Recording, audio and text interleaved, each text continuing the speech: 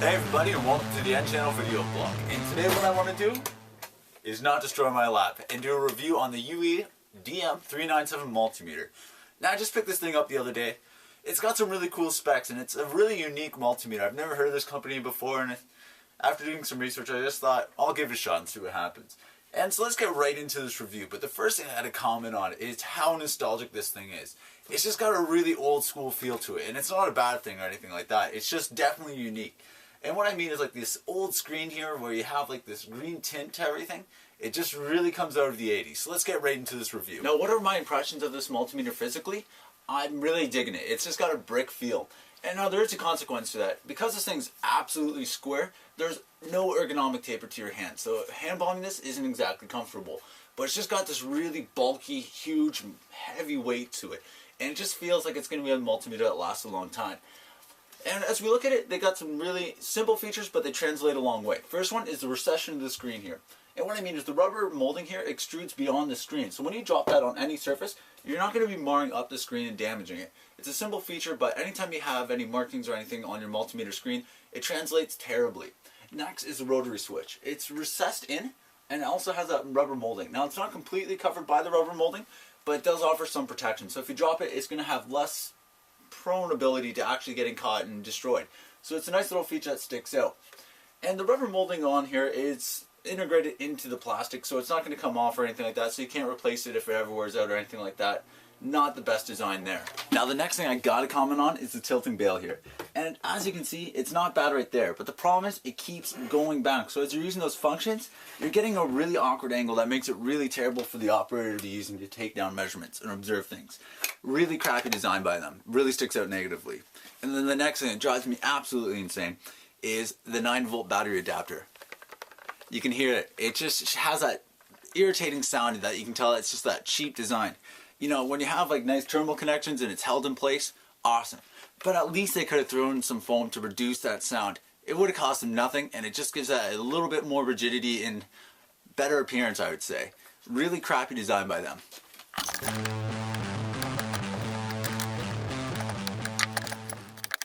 Okay, now that we got this thing opened up, the first thing that stands out to me right there, and that's a brass insert.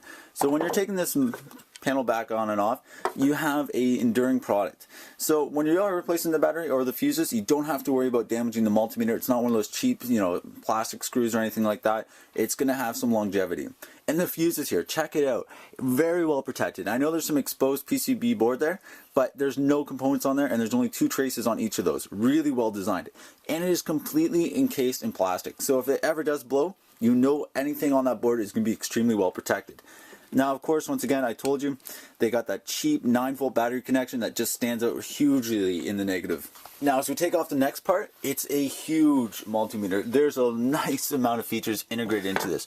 Right there, you can see that they machined away some of the PCB, so it's going to offer even more isolation. Really well designed. And of course, your banana jacks right there, solid right onto the board. Really nice connections. Beautiful job. But one thing that stands out is right there. Once again, they have brass inserts for your screw connections. Now, most multimeters, they just have it on the battery cover, because that's obviously going to be the one you remove the most. But this right here, they've took it one step farther. Huge deal for this multimeter.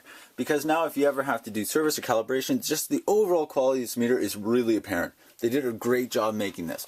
And as you can see, nothing else too huge. But one massive consequence to this meter is right there, there, there, there, there, and there. And what I'm pointing at is plastic clips that are holding this PCB in place. There's no screws, and it's weird because they did such a good job on all the other screws. You figure that they'd make this connection a lot more solid. And one of the other YouTube hosts, I'll put his name right somewhere, he pointed out that his broke very easily. And it just seems like a really cheap design for a meter that is supposed to be their flagship. So it's a negative consequence for sure. But overall, all the solder connections here are beautiful. Really well done job here. Now, what comes with this multimeter?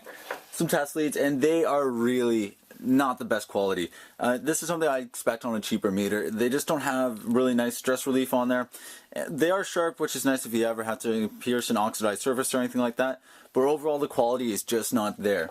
But one thing I am really digging is this thermocouple adapter they included with it. So not only is this a thermocouple, but you can also adapt the process into it. So if you're in an industrial setting and you need to plug this into a line, no problems right there. Really nice feature. And they come with the software, and I really dig that because when I bought my Fluke 289, it didn't, so now I have to spend an extra $200 to get it. With this, it does come with this. The only thing I don't like is this connection right here. I mean, they should update it to something, let's just say like a USB port, which is on every device. My new laptop, I have to buy a converter for this, so it's a little thing that stands out hugely negative. Now what I want to do is just observe a millivolt signal going into this, and it's an AC residual wave. And the first thing I really like about this multimeter is it displays the hertz as well as the measurement in the voltage. So it's really cool that they integrate that on display, so if you are doing a lot of small signal processing, it's just a lot of details on the screen. I know other multimeters are more than capable of doing both those measurements, but not simultaneously. That's a really cool thing that they integrated into it. So let's just change that signal and see how it responds.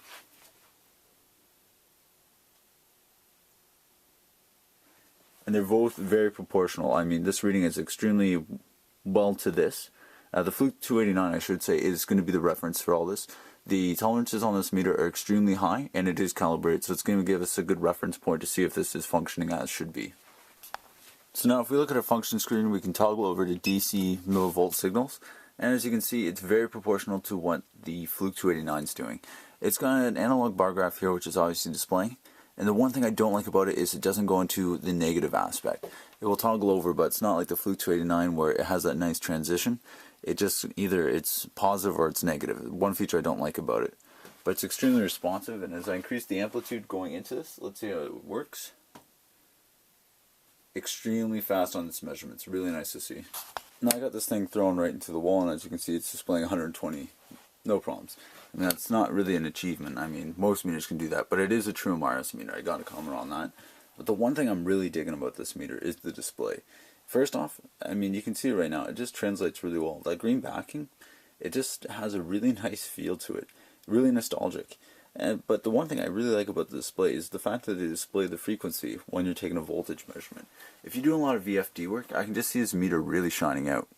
Now if we just continue along here, you can see that under this setting, you can just toggle right here on the function display into DC measurements. So now I'm just going to switch on DC power supply and just see how both these systems respond to changes. And as you can see, it's very proportional. It goes up to 5 volts on both systems. And it goes to its next range, which is 50 volts. Very nice, very responsive system. No delays in, well actually I shouldn't say it. There is a very slight delay in the UEI to pick up those changes. The Fluke is very responsive, so it's hard to compare the two because they are extremely different in their configurations. Now continuing to move along, what I got here is a function generator running into this, and it's producing a residual wave with a DC offset, and the DC offset is 10 volts. So if we toggle to the AC-DC, you can see that this meter really does have a delay in coming to the correct measurement. And once it does settle down, it does get extremely proportional to the Fluke 289, so it's nice to see, but it's just not quick. Once again, it's just pointing out to the frequency. It's a nice little feature, but it stands out every time. When you're in the AC menu here, you can click function number 3, and what that is a dBm. So if you click that off, the reading that's presently out is going to be set for your 0 dBm. And as you can see, if we just start dropping that down, it's going to be obviously a very proportional reading to what's going on in the circuit. Really nice integrated design. It's really useful when you're doing a lot of signal processing. Huge benefit to this multimeter. So right now I'm just pumping in a frequency. It's a 1 Hz residual wave. And I just want to see how this thing responds to when you're observing hertz, and just how fast it actually makes those observations of changes. So I'm just going to toggle through some different settings on my function generator here. As you can see, the Fluke is really quick to pick up, where the UEI is still extremely accurate and proportional, but it just has the delay getting there.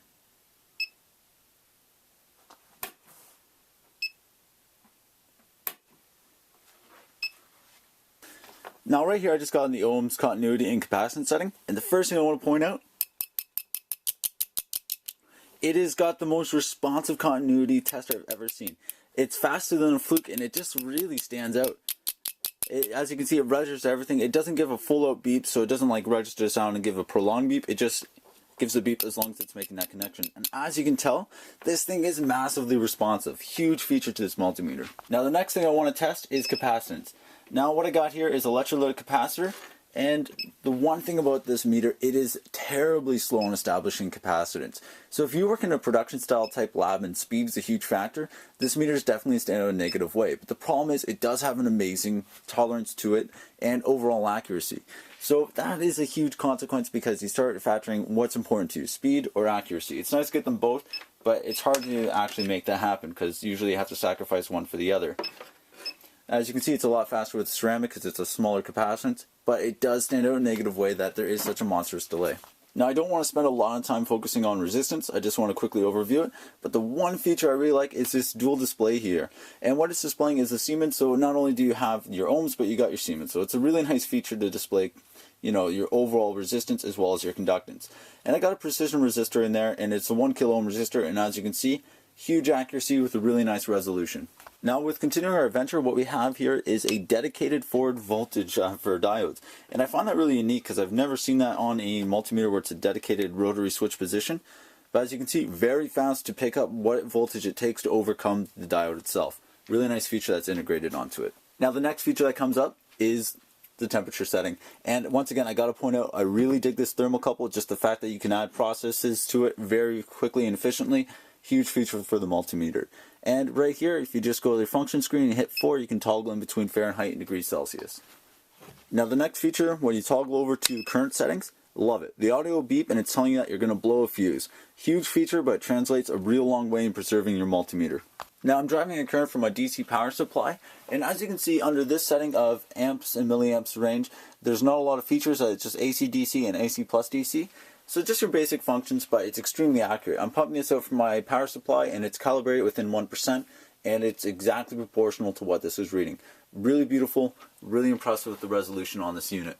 Now I wish I could go into the software, but I have one consequence, and that is my computer is fairly new, so I can't use this connection, and I'm going to buy it and I'll do it in an upcoming video. But overall, would I recommend this multimeter? Of course I would. This meter has huge ability for its price tag. This instrument is ridiculously well priced and accessible to everyone. When you start looking at other data logging meters, they go up in price astronomically. So I'm really impressed with the accuracy of this and just the overall quality. Anyways guys, don't forget to like, comment, share, and subscribe, and Happy New Year to you.